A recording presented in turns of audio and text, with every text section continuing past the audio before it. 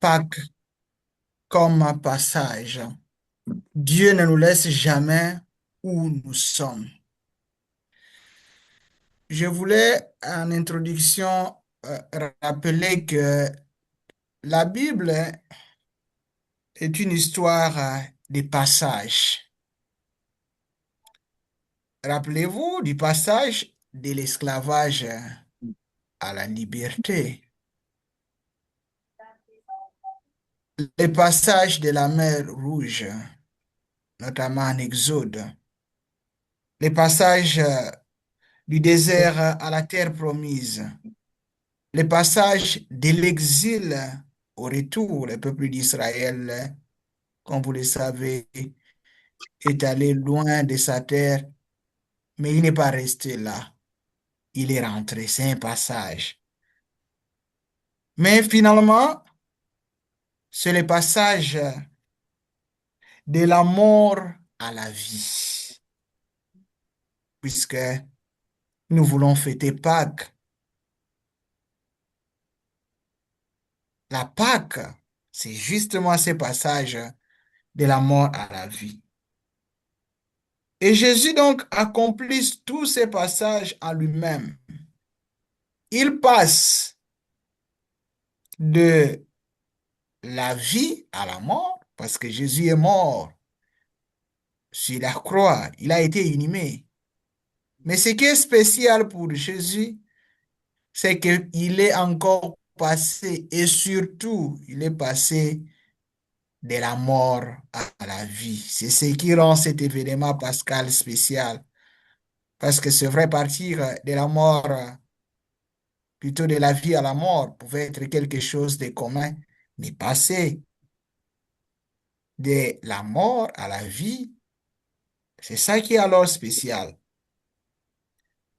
Pâques n'est pas seulement un miracle arrivé à Jésus.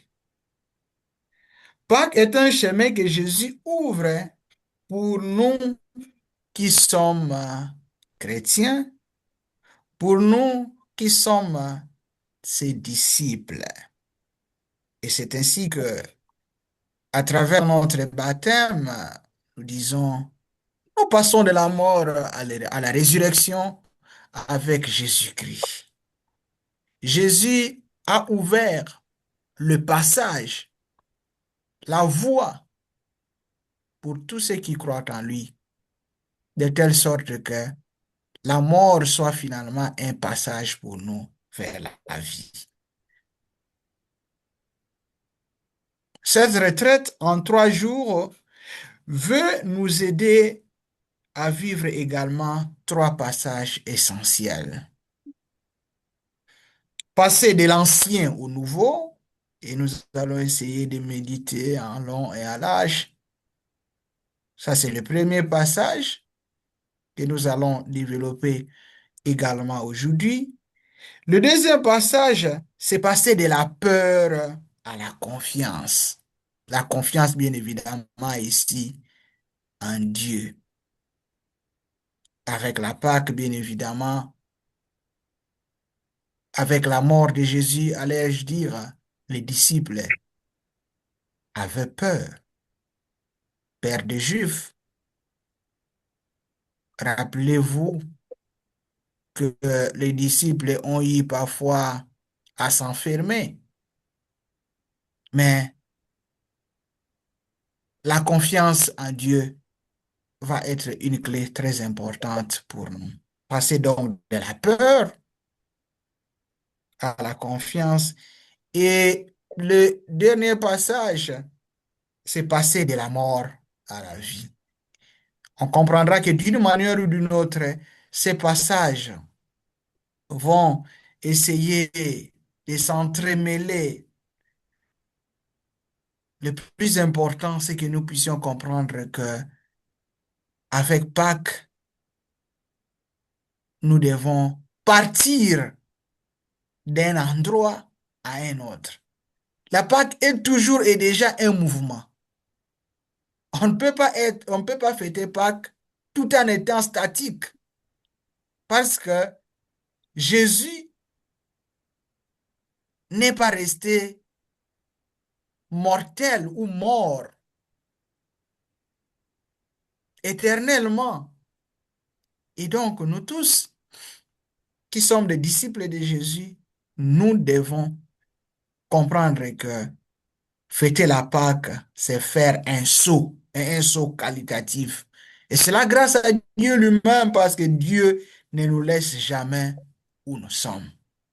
De même qu'il est ressuscité, ceux qui croient en lui ressuscitent aussi avec lui.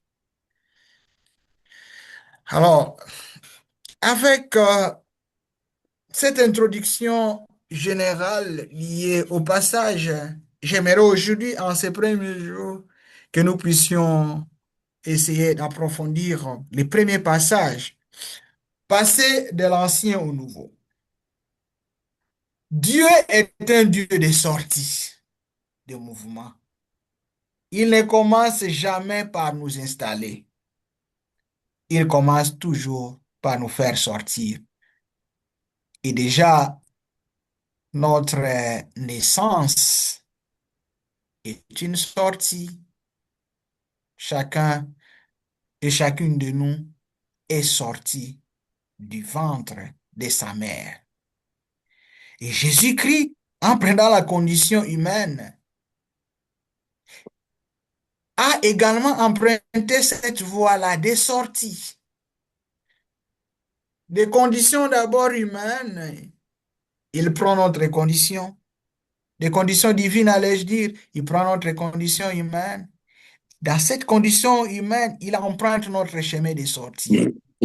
Il sort du ventre de la Vierge Marie. Mais quand nous lisons les Écritures, je ne vais pas revenir sur tous les passages, mais je prends quelques-uns. Avec Abraham, Dieu lui demande de quitter son pays et d'aller à un endroit que lui, le Seigneur, l'indique. Il sort.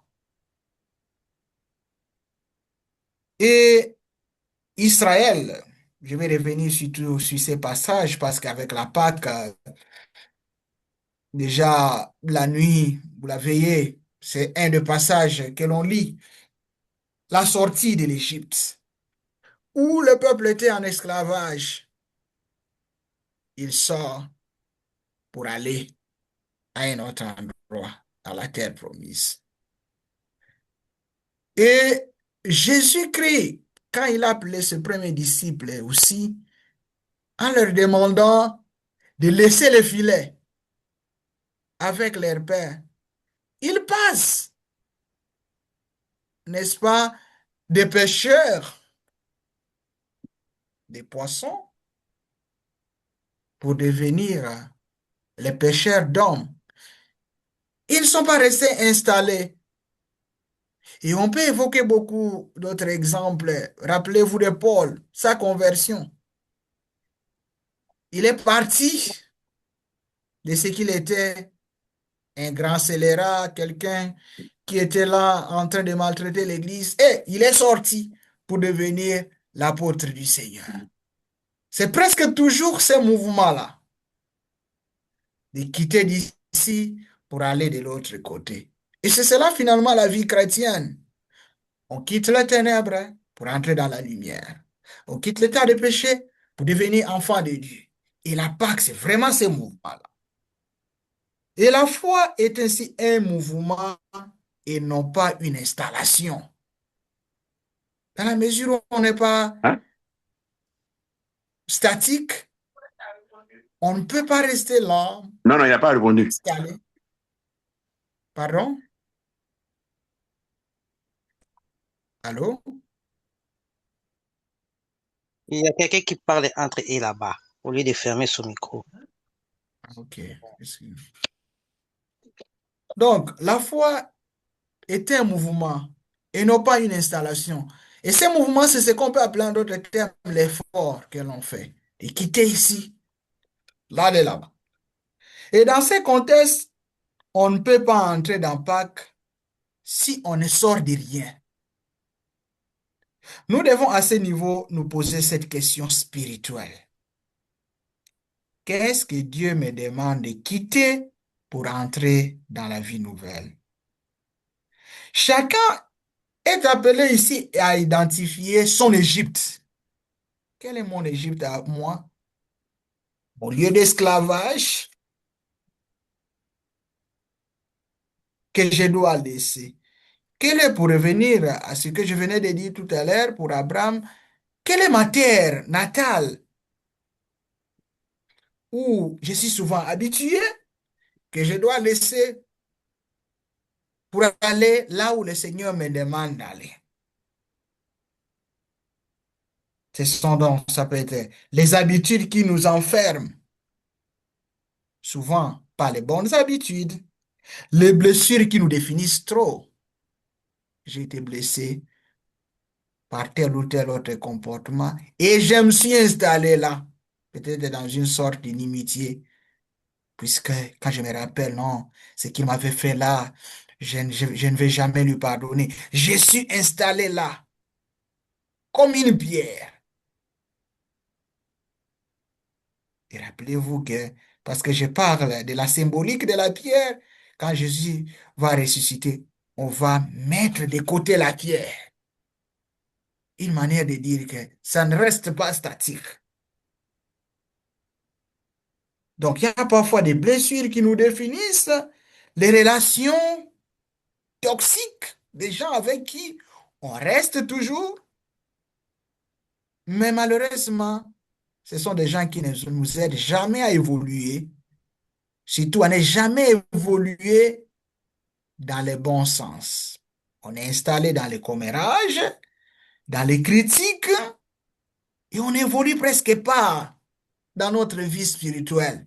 Depuis qu'on est resté amis, c'est seulement pour raconter parfois des bêtises, c'est seulement pour critiquer les gens, c'est pas relation toxique. Les dépendances. Ici, surtout, je voulais parler même des dépendances numériques. Notre téléphone, qui a bien évidemment tout. Mais nous sommes tellement devenus parfois indépendants à nos téléphones, malheureusement, qu'on n'a même plus le temps de fraterniser.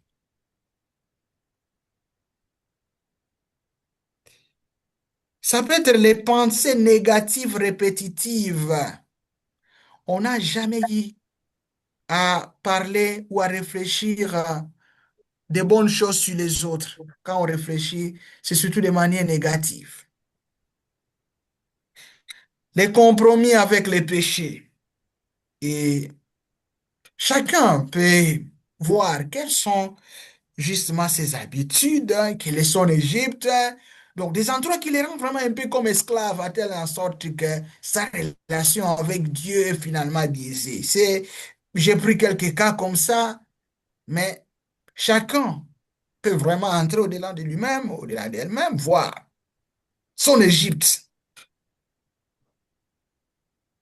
Pas seulement identifier, oui, j'ai demandé à ce qu'on nous identifie, mais maintenant chercher comment en sortir tout en sachant que ce n'est pas toujours facile, mais qu'avec la grâce de Dieu, on peut. Donc, la première chose, c'est de d'abord identifier quel est mon Égypte, quel est mon pays où j'étais, pour parler comme dans le cas d'Abraham, quel est mon filet, pour parler du cas justement des disciples qui ont laissé leur filet, c'est d'abord d'identifier cela. Et c'est important. Mais il ne suffit pas simplement que nous puissions identifier. Nous devrons maintenant nous dire comment laisser cela. Comment passer de mon Égypte à la terre promise. Ça, c'est la deuxième étape qui est très importante. Mais si je dis qu'il faut alors demander la grâce de Dieu, bien évidemment dans la prière, parce que avec nos propres forces. Oui, nous pouvons prendre des bonnes décisions, mais parfois, si on n'y met pas Dieu, non, on reste toujours enfermé dans ses habitudes, souvent dans ses sales habitudes, et on se console en étant là comme une pierre déposée. Donc, identifions notre Égypte ou nos Égyptes et demandons la grâce de Dieu pour que nous puissions sortir de cela. Et je voulais ici avec vous que nous puissions, partant de ce que je viens de dire, passer de l'ancien au nouveau, que nous puissions méditer un texte. Je ne sais pas s'il y a quelqu'un qui a la Bible. Vous me prenez Exode chapitre 14, verset 13 à 16. Quelqu'un a sa Bible là?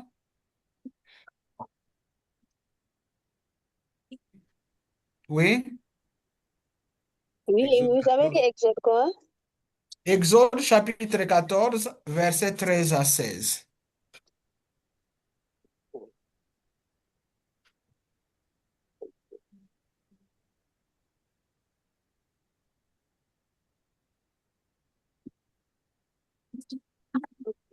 D'accord. 13 à 16, hein? Oui, Exode 14, 14, 13 13 à à 16. 16. Je lis. Merci. Moïse répondit au peuple, n'ayez pas peur, tenez bon. Vous allez voir aujourd'hui ce que le Seigneur va faire pour vous sauver. Car ces Égyptiens que vous voyez aujourd'hui, vous ne les verrez plus jamais. Le Seigneur combattra pour vous et vous, vous n'aurez rien à faire. Le Seigneur dit à Moïse, pourquoi crier vers moi? Ordonne aux fils d'Israël de se mettre en route. Toi, lève ton bâton, étends le bras sur la mer, fends-la en deux, et que les fils d'Israël entrent au milieu de la mer à pied sec. Parole du Seigneur. Donc, grâce à Dieu. Merci, merci beaucoup, Maman Aurélie. Dans ce texte, je voulais d'abord retenir deux premières phrases importantes. Évidemment, tout est important, mais je voulais insister sur ne craignez pas, tenez bon. Ces deux paroles décrivent les mouvements spirituels pour quitter l'ancien et entrer dans le nouveau. Ne craignez pas, tenez bon. En fait, il y a l'idée d'avancer. Parce que, et je vais le dire dans la suite, hein, parfois, si on est bien installé dans certaines habitudes, on prend goût et ça devient parfois difficile de se détacher. Et par rapport à ce texte, justement, à un moment quand le peuple d'Israël, guidé par le Seigneur, a évolué, mais il lui est arrivé même de penser encore à l'Égypte, comme pour dire, mais voilà, nous étions en Égypte, c'était bon, où nous mangions, où nous faisions ceci.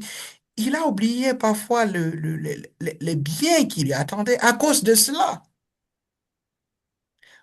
Comme pour dire que le détachement n'est pas parfois facile. Voilà pourquoi Dieu insiste sur cela. Ne craignez pas. Tenez bon. L'ancien ici, donc, c'est ce qui nous retient. Et comme je l'ai dit, chacun devrait ici nommer son Égypte. C'est que chacun devrait nommer ici ce qui le retient. Je l'ai déjà dit, une blessure qui vous définit, une habitude qui vous enferme, une relation qui vous détruit, une dépendance qui vous contrôle, une parole négative qui se répète, un péché que vous tolérez. Nous sommes parfois accoutumés à certains péchés comme ça, où, bon, nous trouvons plus ça grave. Bah, écoutez, c'est normal, je suis fatigué. Si je ne vais pas à la messe le dimanche, c'est quoi ça? Donc, c'est devenu tellement une habitude que, bon, on ne trouve plus ça grave. C'est normal. Et quand déjà certaines habitudes nous deviennent familières, ou certains péchés nous deviennent familiers, à telle enseigne qu'on les regrette même plus, là, il y a un problème. Et donc, on doit faire cet effort-là. Il faut partir de cet ancien, qui est justement les habitudes et tout comme je l'ai décrit, il faut partir de cet ancien pour entrer vers le nouveau. Le passage du vieux au neuf ne dépend pas toujours de notre force, mais de la grâce que nous devons demander à Dieu. C'est l'essence de cette parole dans cette lecture où on dit Dieu combattra pour vous. Et c'est Dieu qui parle d'une certaine manière à travers ces textes. Je combattrai pour vous parce il sait que ce n'est pas toujours évident. Et nous avons donc la promesse de Dieu d'être de notre côté, de combattre pour nous. D'où la confiance en Dieu, l'abandon à Dieu. Dieu ouvre un chemin quand nous cessons de nous battre seuls. Oui, il nous arrive parfois comme ça, on dit, mais finalement, j'ai fait ceci, je fais cela, on dirait que ça revient. Je fais ceci, la seule chose, c'est de dire oui, Dieu. D'abord, il voit cet effort-là, on va le dire tout de suite là. Il voit cet effort-là que vous faites, c'est très important. Et le reste, demandez toujours à Dieu de venir au secours de votre faiblesse. Donc, Dieu ouvre un chemin quand nous cessons de nous battre seuls, quand nous lui faisons confiance. Le nouveau commence quand on avance. Il y a la confiance en Dieu, bien évidemment. Il y a l'effort que nous faisons. Parce que Dieu dit à Moïse, pourquoi crier vers moi? Ordonne aux Israélites d'avancer. Et comme nous le disons, et toi, le ciel t'aidera. Tout est ensemble. Ne restons pas là comme une pierre. Comptons sur la grâce de Dieu, mais l'effort que nous pouvons faire, on les fait. Le peuple a commencé à avancer. Et en avançant, le Seigneur a opéré les miracles, notamment avec, quand il est arrivé au moment de la traversée de la mer Rouge. Tu étends la main, c'est très fort. Dieu ne fait pas tout. Il demande à Moïse de collaborer avec lui. Dieu était capable, n'est-ce pas, de pouvoir dire, OK, je fais ceci, tu n'as aucun effort, tu n'as pas étendre la main, je fais ceci. Mais il demande à Moïse de participer. Il demande au peuple de pouvoir avancer. Très important. Il demande un geste humain pour déclencher un miracle divin. Les nouveaux commencent quand j'ai fait un petit pas. Quand j'ai fait un pas, allais-je dire, petit soit-il, pardonner quelqu'un, ça peut paraître anodin, mais c'est important quand j'ai fait ce geste. Couper une relation toxique, commencer une prière quotidienne. La mer ne s'ouvre pas avant les pas, elle s'ouvre pendant les pas. Comme je l'ai dit, c'est lorsque le peuple, faisant confiance au Seigneur, avec notamment les mots et les gestes de Moïse, il s'avance et le Seigneur opère le miracle.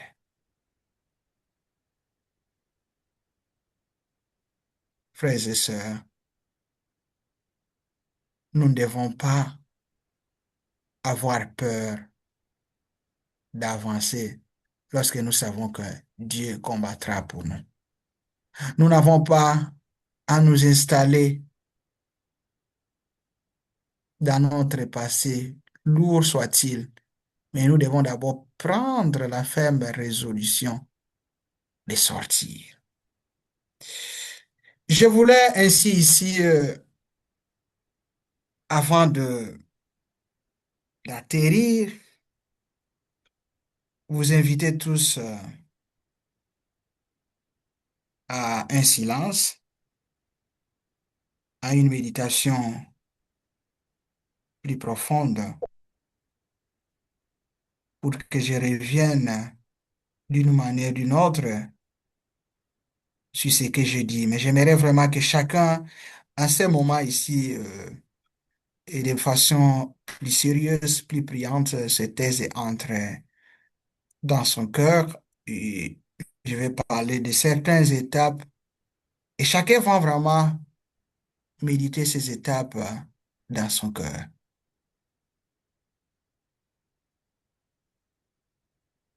La première étape, je vous invite maintenant à nommer votre Égypte, c'est-à-dire une des habitudes, une des relations ou autre chose qui vous rend presque esclave ou dans laquelle vous êtes vraiment installé. Ça, c'est la première étape. Je vous invite chacun et chacune à le faire.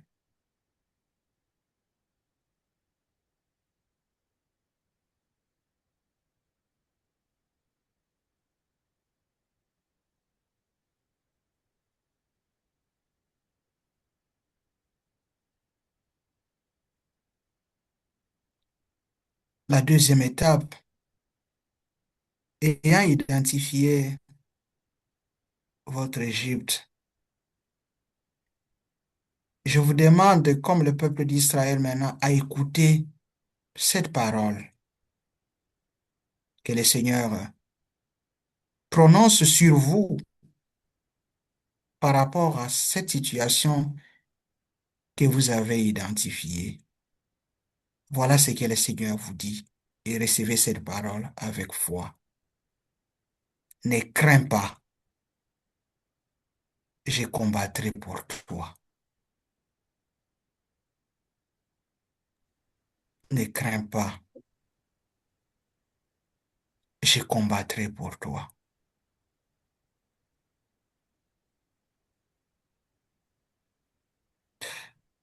La troisième étape, puisque le Seigneur a besoin de votre participation, essayez de prendre une première décision. Faites un premier pas en disant, aujourd'hui, je décide de, pas demain, aujourd'hui là, par rapport à ce que vous avez identifié, et tout en étant convaincu que le Seigneur combat pour vous, prenez la décision. Qu'est-ce que vous décidez de faire aujourd'hui par rapport à cela?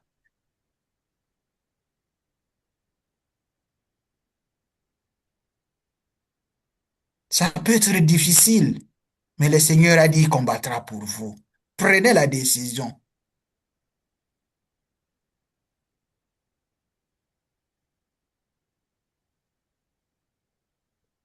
Et la quatrième étape, peut-être que ça vous paraît encore difficile. Confiez votre mère, votre Égypte au Seigneur en disant, Seigneur, ouvre un chemin où je ne vois rien.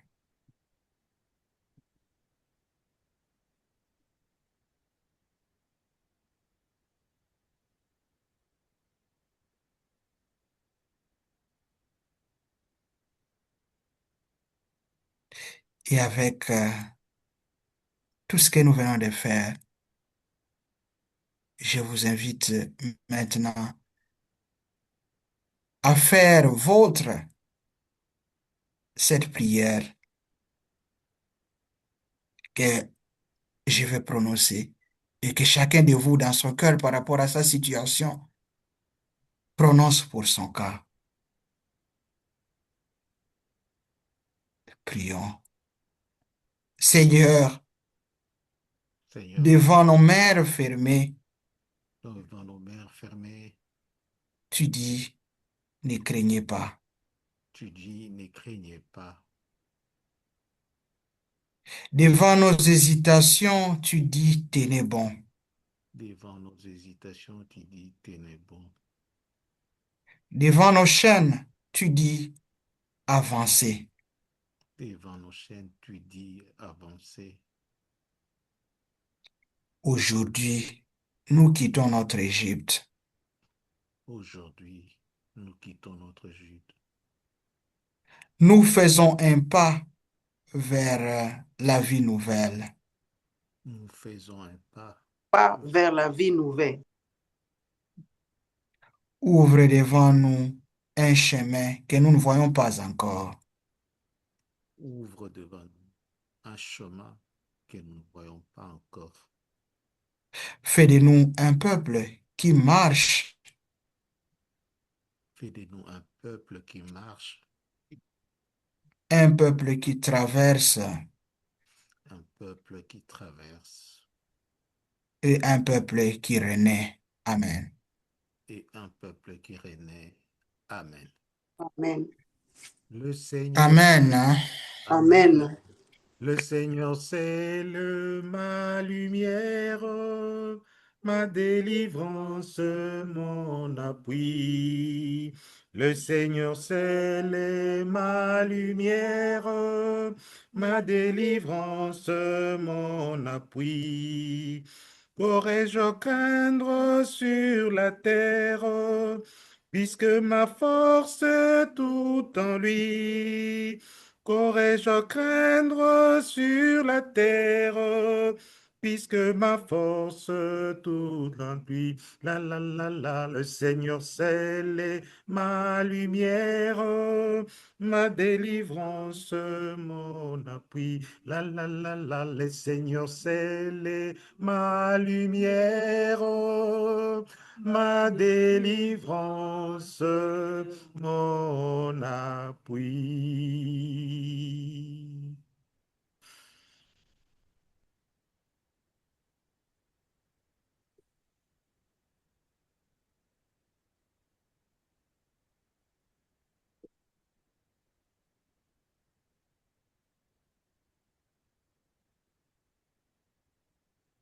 Amen. Amen. Amen. Le peuple de Dieu, Amen. Amen. Amen. En tout cas, il serait un gars pour nous pour ne pas acclamer l'Éternel pour le message qu'il nous a donné ce soir. Acclamons le Seigneur pour la parole de Dieu ici ce soir.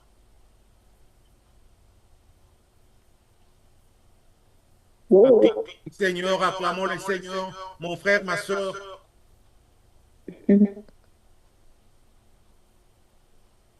Merci. Merci beaucoup, Monsieur l'abbé Yves, pour la parole que nous allons certainement plus commenter parce que c'était très profond. Et dans 2 minutes, il sera 21 heures. Nous allons procéder certes par quelques communiqués,